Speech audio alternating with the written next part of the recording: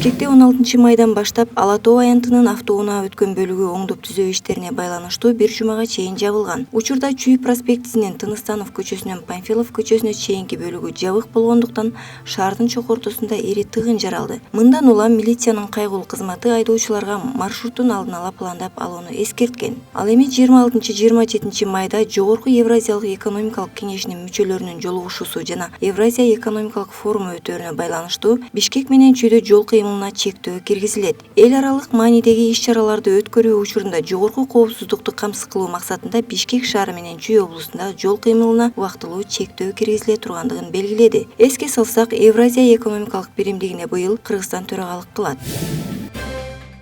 Бүгүн Улуттук тарых музейинде 18 майда белгиленүүчү эл аралык музейлер күнүнө карата театрлаштырылган акция болоору белгилүү болду. Улуттук тарых музейи Музейдеги түн аттуу иш-чара бүгүн 18 майда кечки саат 18:00дон түнкү саат 22:00 чейин болоору айтылып, келчү конокторду мүмкүн болсо тарыхый образда кийинип келүүсүн сунуштаган. Күн баткандан музейдин көргөзмөсү жанданып, аңчылык, жандуу аскердик салгылашуулар, улуттук оюндар көрсөтүлөт. Тарыхый каармандар музейге келгендерди таң калтырат, деп жазылат маалыматта. Андан сырткары, Борбор калабызда өтүлүүчү иш-чаралардын дагы бири Семен Чуйков атындагы мемориалдык үй музейинде кечки 16:00дон түнкү 22:00 чейин живопись жана графика көргөзмөсү, скульптура жана сүрөт боюнча мастер-класстар өткөрүлөт. Ошондой эле бүгүн 18 майда Гапарайтиев атындагы Кыргыз улуттук көркөм өнөр музейинде 11:00дон 22:00 чейин ачык эшиктер күнүн өткөрүү пландалууда.